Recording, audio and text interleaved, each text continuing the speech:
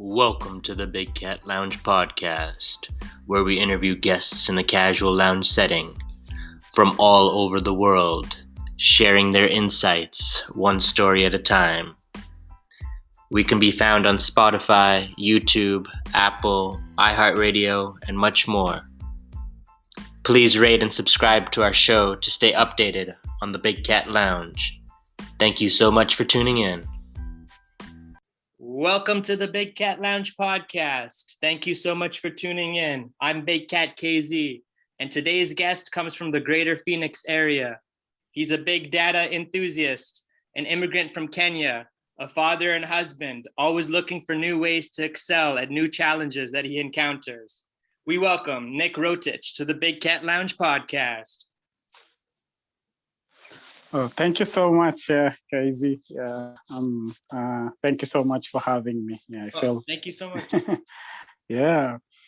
So tell me, how are you able to come from Kenya and come to the US? How was that journey? How were you able to make it over? Oh yeah, it's thank you for that question. Yeah, I think all the time when I start speaking and people hear the accent, they always ask me, "Where are you from?" And normally I know where they're asking, so I normally play with them and tell, I'm from Raleigh, North Carolina." Then they asked me before that, where were you from? Yeah. So, but anyway, I moved here to the US in 2012. 2012 on October 26th. So very soon I'll be 10 years here in the US. So I think the journey really started in 2010. Yeah. So I was doing my internship at HP, the Hewlett Packard, and one of my colleagues, was applying for green card. And at that time, I didn't really know what it was. And he was asking me if I could help him. Help her to upload the photo that is needed to apply for green card. And I told her, I don't think this things really work. So, and then she was like, "Oh, it does work. My brother is in the US, so I know it works. It's not scam." So I was like, "Oh, well, okay. If you have someone for sure, then it works." So anyway, we both applied for it, and I think I was very lucky. So I got it, but she didn't get it. And from there, I started with the whole process. So normally when you get, it's called the diversity visa green card, it's really a lottery. So you can easily get it or you may not get it. I think more than 100 million people apply and they only give it to 55,000 people with no criteria. Like they don't look at your qualification or anything. I think the only thing they need is for you to have to a grade 12 education. Yeah, so at that time I was working at Deloitte. So I was like, okay, now what do? I think I got a nice job. Do I go to the US and start again from zero? Yeah, but anyway, at that time I was like, you know what? I think if all of these things worked together, then I was just trusting God that when I come here, things will also work. So I moved to the US, without knowing a lot of people really. So even the person that housed me, I didn't know her or I didn't know the family, but the brother, of the lady, introduced me to them, and I was able to live with them in Beaufort, South Carolina, for 1 year. So that's how kind of how my journey started. Mm. And I guess what made you choose the US? I guess you could have picked like many other places to go. What really drew you to come here? Yeah. So I think I always wanted to come here, and I don't know where I can trace it, but sometimes back in high school, in the library, I was going through and I was kind of bored. So I was going through this book. I think it was a pamphlet for Ohio State University. And I was just looking at the students. I think some of them like in the field, some of them I think in the park, and also the band for the school, which I now believe it was the football band. And I was like, wow, this is so beautiful. I wish I could go to this school. Yeah. So from that time, I actually started thinking about coming to the US and maybe go to Ohio State University. Mm-hmm. But I didn't really take the steps that's required to do it. So when this opportunity for green card came up, I was so happy to take it. And yeah, I think knowing what I know now, I wouldn't have chosen another place other than to come here to America. Yeah, I don't know. There seems to be a lot of opportunities in the US. I mean, I grew up in Canada half my life. There's opportunities there as well, but it just seems like if you're an entrepreneur or if you're someone just starting out, there's just a lot more avenues where you can, I don't know, get streams of income or just have that opportunity to get paid. I don't know why that's the case, or why there's just like money pouring in, or I don't know. No, it's true. No, that's a good point, because Kenya, though, there is not so many opportunities. So I would say probably for me, it was much easier to decide to come here than it was for you to move from Canada to the US. Yeah. I think of it more like even when you come to the US, it's opportunities are still not everywhere. Like they're generally in most of the cities, but it's still concentrated in some places. Like an example of, let's say, San Francisco, like most tech entrepreneurs, will go there. So you're like, why don't we see like big tech companies starting, let's say, in Arizona, Phoenix?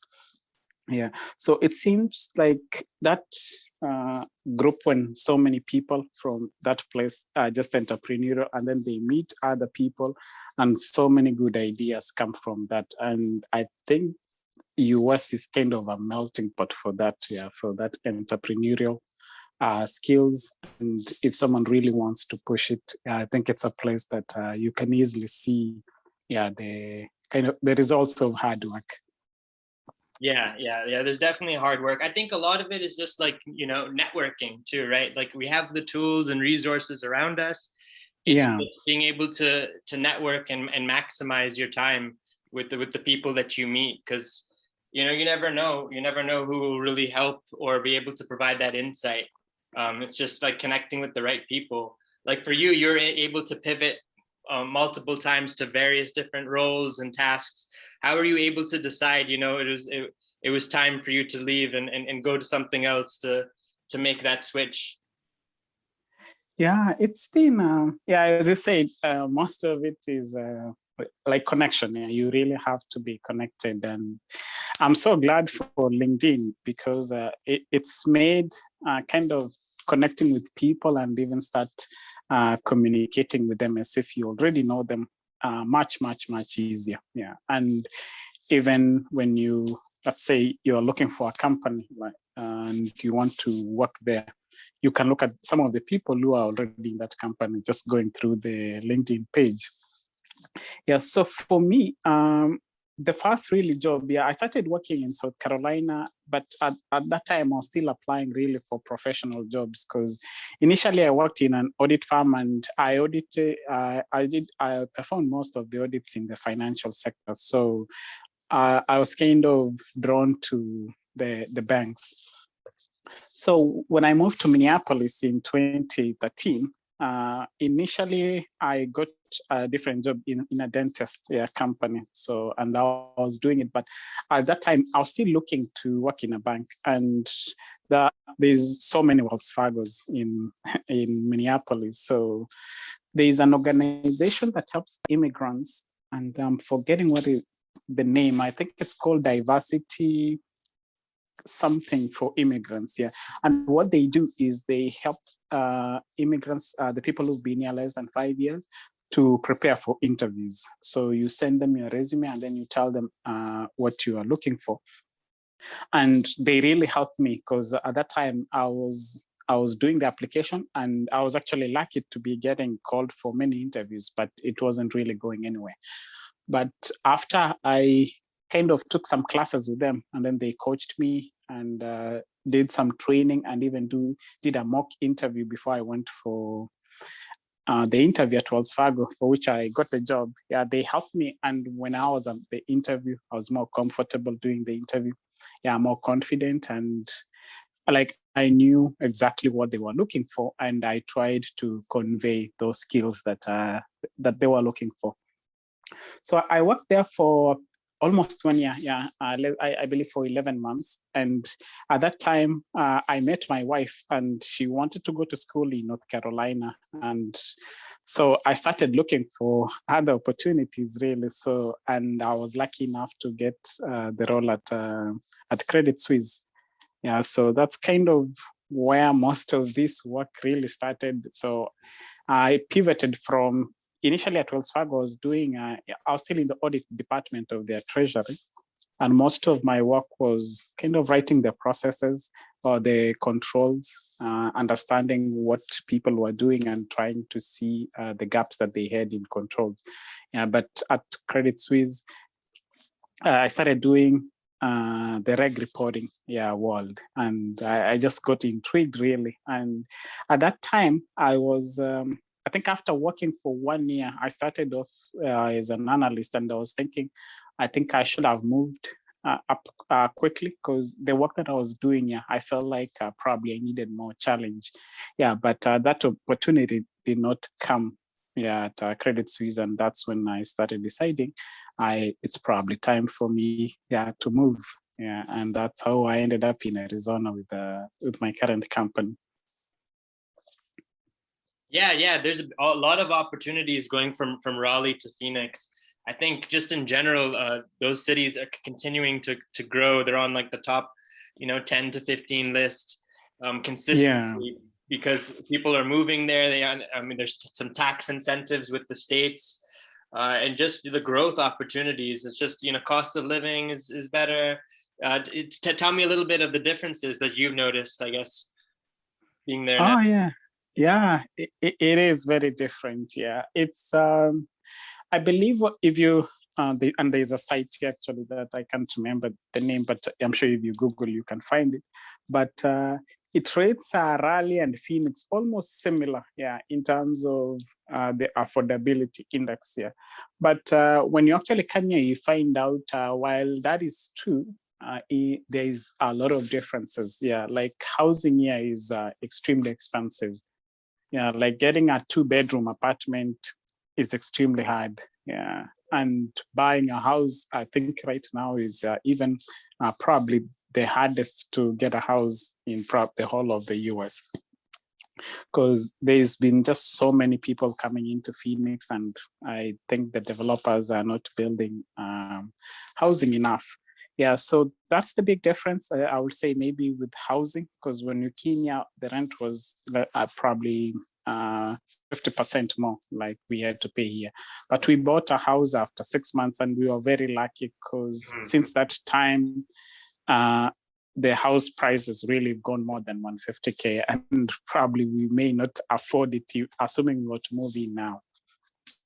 The other things like food, I think it's much cheaper here than in probably actually most places in the US here. And maybe it's because of the close proximity to Mexico, because we border Mexico, and most of the things, food stuff that come from Mexico, I think they come here fast before it's transported elsewhere. Yeah, that makes sense. Mm-hmm. So that's how I kind of see it. But in terms of the other things, the economy, I don't know if it's more diversified than maybe what we had in Raleigh, North Carolina, but for sure, there are many big companies here, which I think it's the same. I can say the same thing in Raleigh. So in that perspective, it's really probably what you're looking for. In terms of banks, I would say for sure there is more in the financial industry than we had in Raleigh. Today's sponsor is Anchor FM app. Go download the free Anchor app today to get started. You can find it at your Play Store or App Store. It's everything you need to make a podcast, and it distributes everything for you so it can be heard on multiple platforms such as Spotify, Apple, Google Podcasts, and many more. This is what I'm currently using right now to edit and record my podcast, and you can do so from your phone or computer. And the tools are really easy to use to help document the Big Cat Lounge journey. So what are you waiting for? Go today and download it. This brings us to our quote. Trading is 20% execution, 80% waiting, Be a Yes, sniper, not a machine gunner. So that's the thing, exactly. just being able to, look at the long term. A lot of people, when there's a recession or when there's something that's some red that's occurring in the market or a couple bear turns, then people start panicking and then they sell. And then typically when they sell, then they miss out if they don't get back in or figure out what they want to do. It's just there's a lot of incentive to hold long term past a year. Yeah, no, yeah, that I think that's really good. And that's probably what really happened to me in 2020, because initially I thought the market was really bad. I wasn't following it closely. And then I realized, I think I saw some news like, oh, it actually wasn't as bad.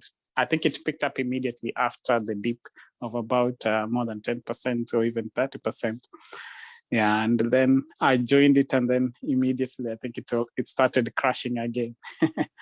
So It's all about the long term horizon, and then you can always average down if you understand that you're not going to withdraw in the next month or 2 months, and you're looking in 1 to 5 year horizon. I think it's better that way to have your emotions very true. set up. Yeah. That's the thing. You don't want to make irrational decisions. Mhm. What would you say is a good analytical tool that you think like everyone should learn, regardless of their background? For you, is there any specific tool that you'd say is beneficial for?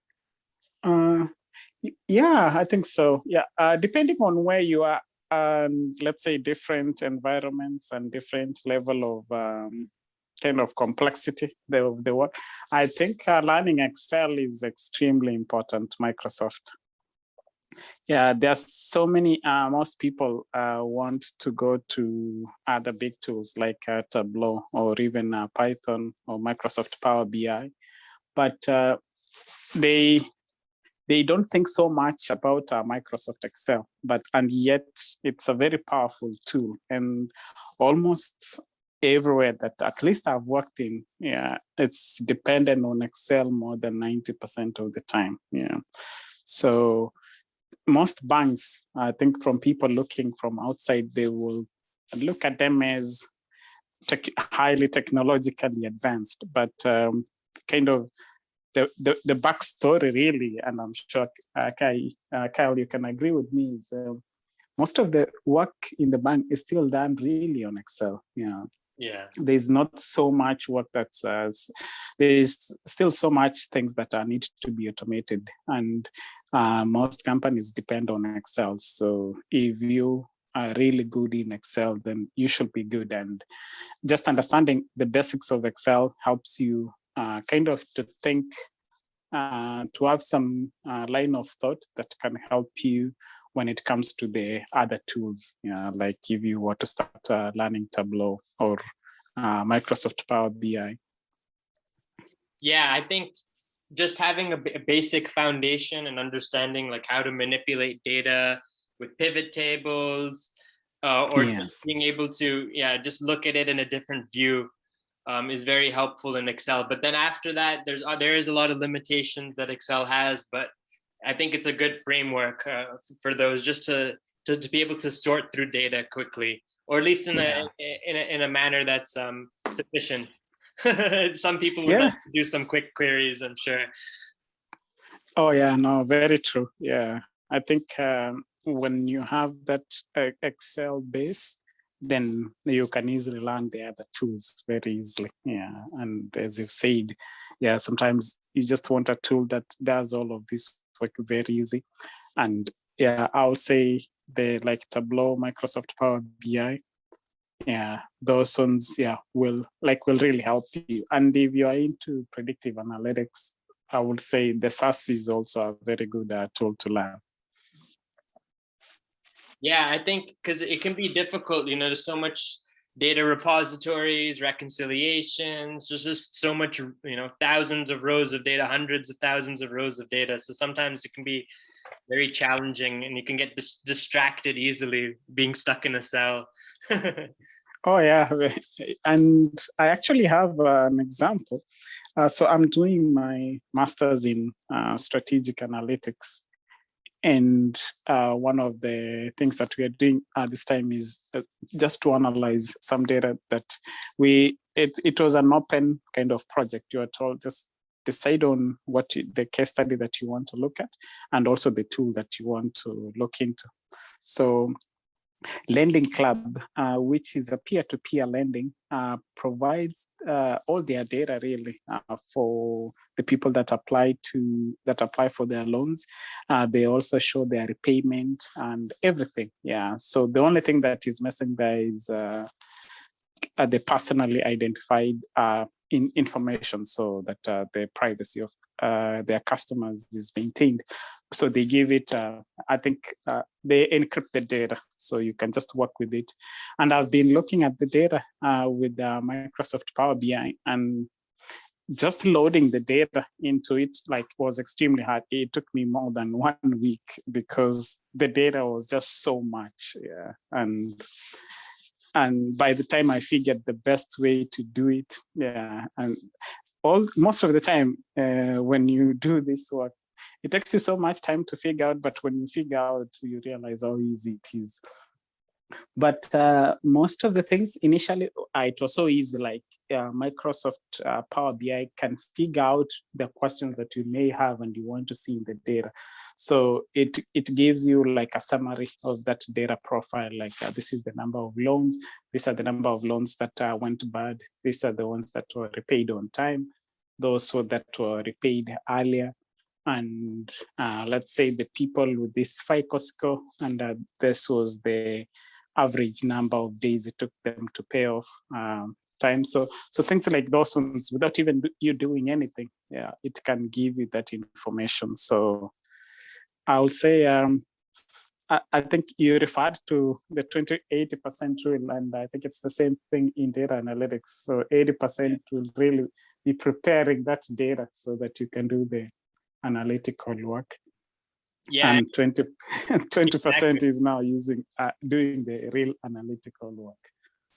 Exactly. Yeah, and that's still applying to my day job as well, with reg reporting and just getting the data and making sure you can spend more time on the analytics, but a lot of it's still on the data preparation itself. So yeah, being able to focus on the storyboarding and being able to really explain the business drivers provides a lot of clarity to senior management. But still, just right now, we're getting on the basics is very challenging with large, complex institutions, especially I'm sure of your nature too. It's the same challenge. Oh, it is, yeah. And most people don't know my bank, MUFG, but it's the 5th largest bank in the world. So, and even here in US, it's still big. The only difference maybe with this bank and other banks like Wells Fargo and the big ones is we still have the same complexity, but we may not have the volumes that they do have. But it's still a complex environment. Mm-hmm, mm-hmm.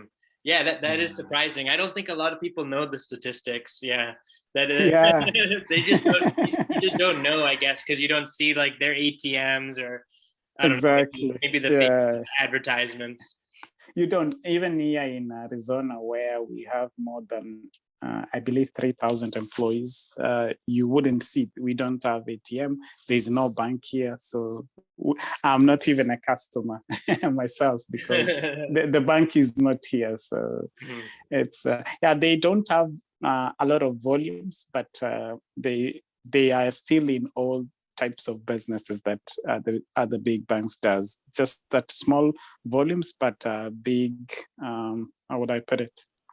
It's like a small number of customers, but with very complex transactions and high value transactions. Yeah. And I heard, I think was in 2017, you guys got a cryptocurrency coin, MUFG coin. Is that we did.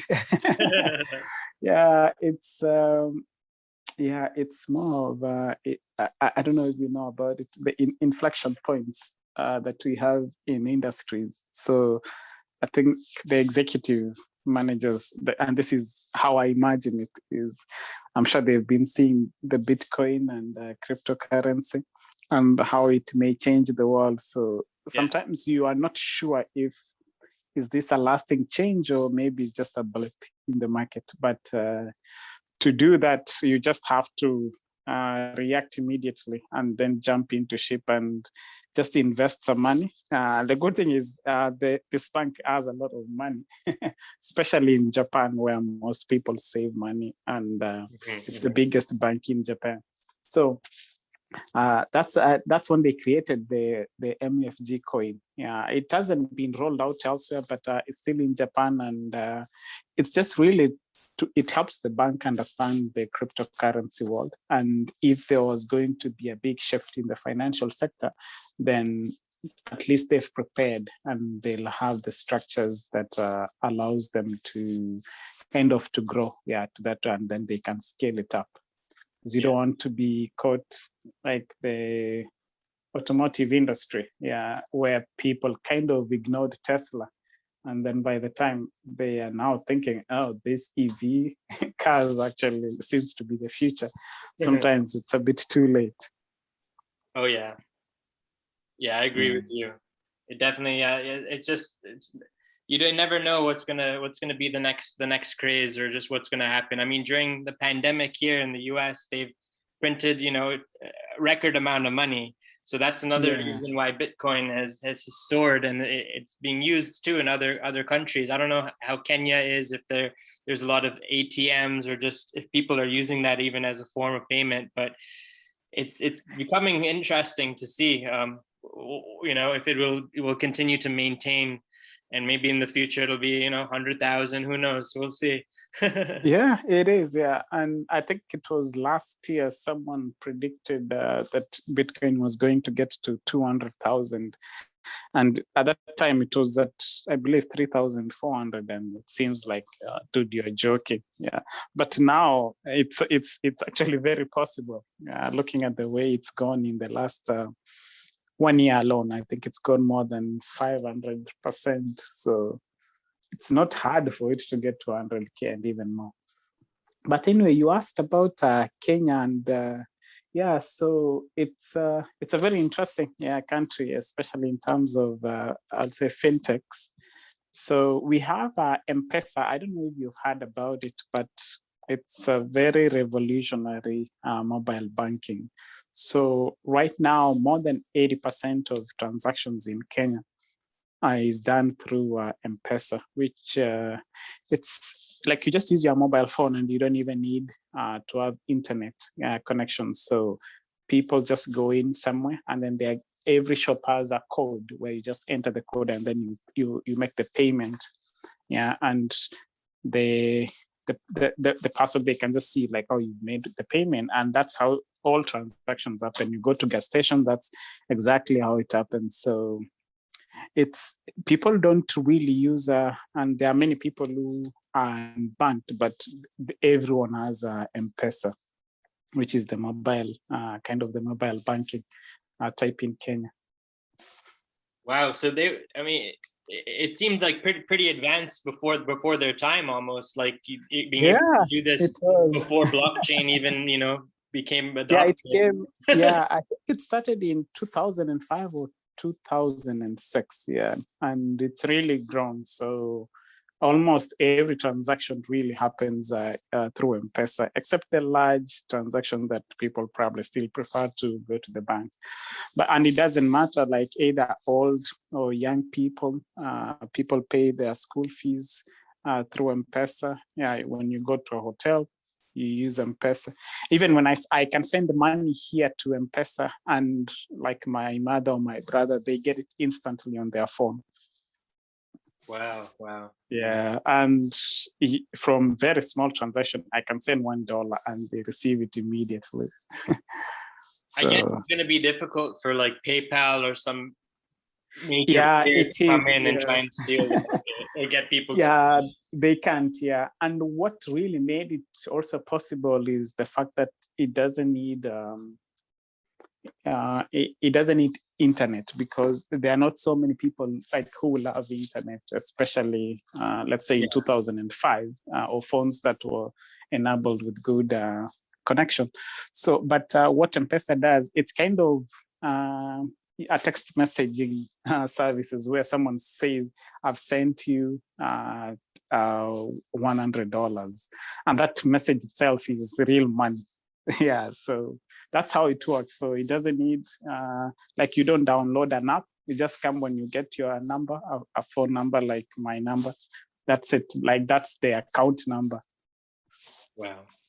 Yeah, that makes it so much simpler just to have, Exactly. Yeah, which would, let's say PayPal or these other company like Cash, they like you need internet connection. Yeah, so which kind of can limit people. Yeah, it may not be a problem here because everyone has internet and reliable. So, but yeah, in other countries like developing world, you need kind of a different technology to do that. Mm-hmm. What is the vision for Nick in the next 5 years or so? What do we have in store? Oh man, it's I think 2020 was a year of reflection, and I'm still reflecting. So yeah, I've been blessed really to be here and make some what I will call big leaps in my career, especially in 2017 when I left Credit Suisse to come to Arizona. Yeah. So yeah, before I not really managed people, so I came here and I had a team. Yeah, so as a first-time manager, I had to learn a lot, and I'm still growing. And I'm how do I put it? Yeah, I'm still looking for the work that I do now. It's still very complex, and it takes a lot of time really to understand because the massive scale of the transformation that this bank is going through, and just being part of that team to do this work. Yeah, it's a privilege. So with my studies, I think I should be able to finish my master's next year in strategic analytics. So I'm looking to do more of kind of strategy management work. Yeah. So I've been trying to move away from kind of the analyst type role, let's say doing the full analytics, but actually look at it in terms of the bigger picture. Yeah. So if it's with data analytics, how can we actually have let's say if it's a bank, to be able to use some of the things that we create across the bank. Yeah. So with cross-functional teams. So in the future, I'm looking to be kind of in a role that actually looks into that, like what are some of the things that the bank and can use, let's say the technology, the analytics, drawing from those insights, and how can it be implemented so banks can take advantage, or whatever organization that may be can take advantage of that. Yeah, so that's kind of really, my focus, because now I'm kind of doing the work, but I want to step up into that place where I can have a bigger picture and really look at the impact, some of the work that I'm now doing. Yeah, no, I agree with you. That is so exciting. So if we wanted to continue to see your journey, where can we look to stay tuned? Yeah, I think I'm in most places really. So you can find me on LinkedIn at Nick Rotich, NICK ROTICH. So we can easily connect there. And where else? I'm also on Twitter. So is RAWTEACH. So Rotich on Twitter. So I kind of am on and off in Twitter. So I sometimes tweet a lot for a month and then I disappear for another month. But now I think having a baby, it's become tough. But there are some things that I'm also doing now more that I wasn't doing before, and I don't know why. I was like, I don't know how I'm finding time. Exactly. Yeah, it's I'm sure just managing your time and your mindset has changed. Now you have a family, so but you've always putting your family first, anyways. But it's just now you have an additional person in your life. So exactly, yeah. So like before, I used to enjoy doing hiking, but I didn't do it enough. But now we have a son now, and we go out as a family. And the last 2 months, we've been out every Sunday, like doing hiking. I just put him on my back, and he really enjoys it. Sometimes he falls asleep, but I can see like he really does enjoy it. Yeah. It's very helpful to be out in nature. It really makes a big difference. So I think, now a lot of people have more opportunities to take breaks and to go and do walks during the weekdays where they wouldn't necessarily get that because they'd be confined for their 9 to 5 or.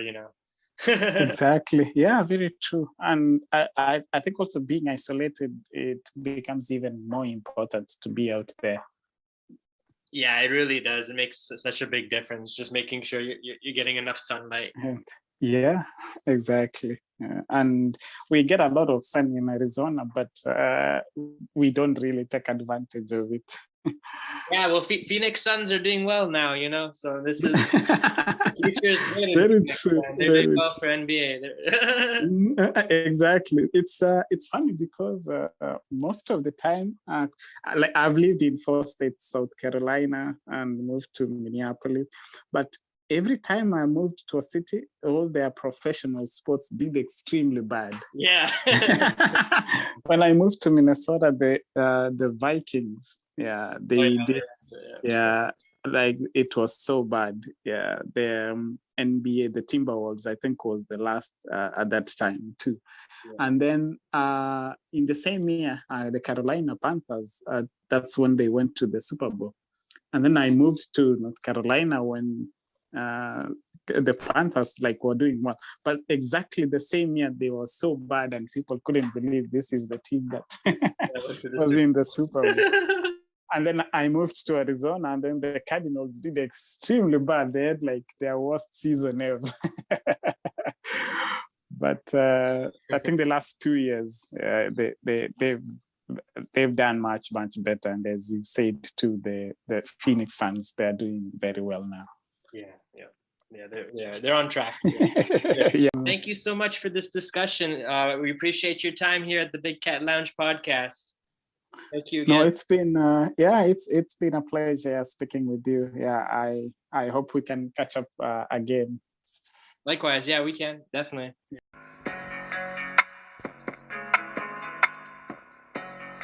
We are accepting applications if you think you have what it takes to be a big cat and be a guest on the show. Email us at bigcatlounge@gmail.com.